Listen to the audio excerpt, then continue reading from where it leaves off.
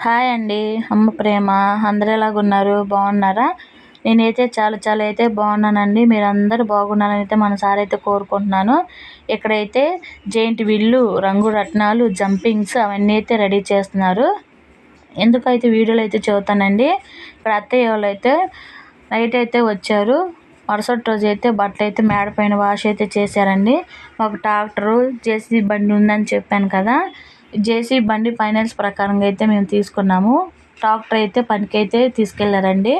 ఇక్కడైతే దోసపిండి అయితే పట్టుకున్నానండి. శనగిత్తనాలు కూడా నానపెట్టుకున్నాను.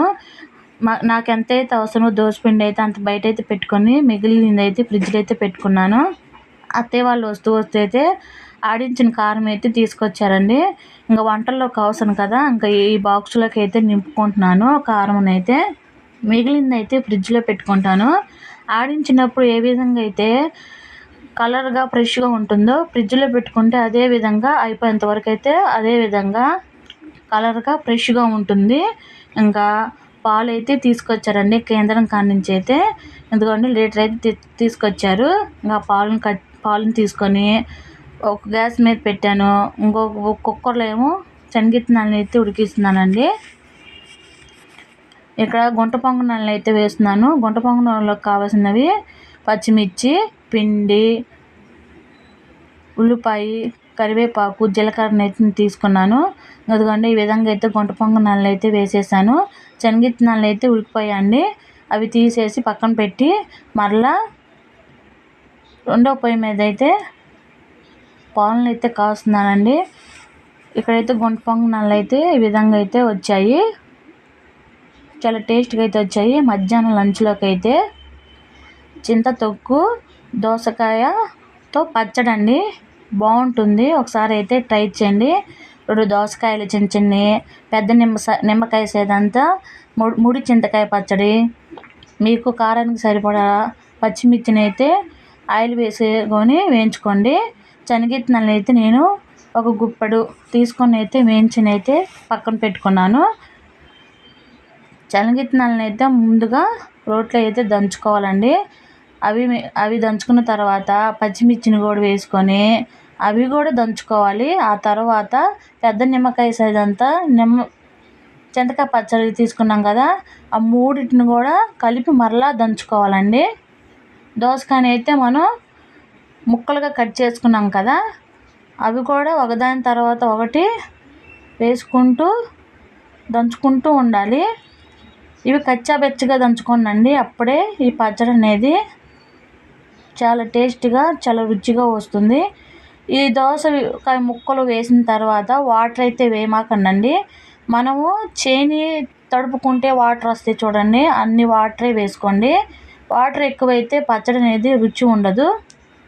ఈ విధంగా దోసకాయ ముక్కలు వేసుకుని దంచిన తర్వాత గిన్నెలోకి తీసుకొని జీలకర్ర, 7-8 చిన్నులపాయ రబ్బలు, కొంచెం ఉప్పు వేసుకొని మూడింటిని మరలా దంచుకొని మీ దగ్గర కరివేపాకు, కొత్తిమీర కూడా ఉంటే వేసుకొని మరలా దంచుకోండి. మొత్తం కలిపేసుకొని పచ్చడిని కూడా. ఆ తర్వాత ఈ పచ్చడికి మరలా మనం పోపు అయితే పెట్టుకోవాలి. పోపు పెట్టుకుంటేనే రుచిగా టేస్ట్గా ఉంటుంది. రైస్లోకి చాలా బాగుంటుంది. ఈ పచ్చడిని అయితే ట్రై చేయండి. ట్రై చేసి అయితే కామెంట్ అయితే చేయండి. ఇంకా పోపులోకి ఎండుమిర్చి, పోపు దినుసులు, ఒక ఉల్లిపాయ అయితే తీసుకొని అయితే పోపుని అయితే వేయించుకోవాలి. ఇదిగోండి ఈ విధంగా అయితే ఉల్లిపాయలు వేసిన తర్వాత మీ అందమైన హస్తాలతో ఒక లైక్ చేయండి. మీ చిరునవ్వుతో సబ్స్క్రైబ్ చేసుకోండి. తొలి ఏకాదశి వస్తుంది కదా, అందుకేనండి ఆ రంగు రత్నాలు, జంపింగ్స్, జెయింట్ వీల్ అయితే రెడీ చేస్తున్నారు. తొలి ఏకాదశి రోజు అయితే వీడియో కూడా వస్తుందండి, చూడండి. చాలా బాగుంటుంది. ఇదిగోండి పోపు వేగిన తర్వాత మనం ముందుగా దంచి పెట్టుకున్నాం కదా రోటి పచ్చడి, ఆ పచ్చడి పోపులో వేసుకున్న తర్వాత ఒక 5 నిమిషాలను అయితే మగ్గనిచ్చుకోండి. వాటరు వచ్చేస్తాయి వాటిలో నుంచి. దోసకాయ వేసాం కదా, ఆ దోసకాయ ముక్కల నుంచి వాటర్ అయితే ఊరుతాయి. 5 నిమిషాలు మగ్గించుకుంటే పచ్చడి అయితే మనకి రెడీ అయిపోతుందండి. వేడి వేడి అన్నం పెట్టుకొని కొంచెం నెయ్యి వేసుకొని అయితే తిన్నానండి, పచ్చడి పెట్టుకొని. చాలా బాగుంటుంది. ఇంట్లో హడావుడిగా ఉంటుందని చెప్పాను కదా, బంధువులు వస్తారండి. ఇంకా మా నాన్న వాళ్ళు, మా బాబాయ్ వాళ్ళు, పిన్ని వాళ్ళు, తమ్ముడు వాళ్ళు, వాళ్ళందరూ వస్తారు. మా వారైతే ఇంకా కొత్తిమీర, కరివేపాకు, అల్లం అవన్నీ అయితే తీసుకొచ్చారు. నేనైతే ఇక్కడ ఇంకప్పటికప్పుడికైతే పని అవ్వదని చెప్పి ముందు రోజే పనులన్నీ అయితే చేసేసి అయితే పక్కన పెట్టుకుంటున్నానండి.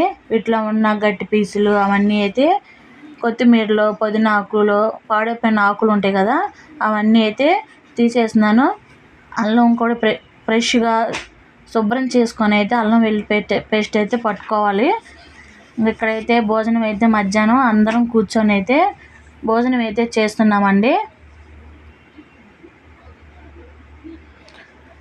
అల్లం వెల్లుల్లి పేస్టు పట్టేసుకోవాలని చెప్పాను కదా, ఇదిగోండి అల్లం అయితే శుభ్రం చేసుకున్నాను. పైన తోలైతే అదే నేను పట్టుకున్న స్కిన్ అయితే అల్లానికి తీసివేయలేదు. ధనియాలు అయితే వేయించి పక్కన పెట్టుకున్నాను. ఇక్కడైతే అల్లం వెల్లుల్లి పేస్ట్ అయితే పట్టేసుకున్నాను. ఇంకా ధనియాలు వేయించి పెట్టుకున్నాను కదా, అవి కూడా అయితే పట్టు పెట్టుకున్నానండి. ఈ వీడియో ఇంతే. బాయ్.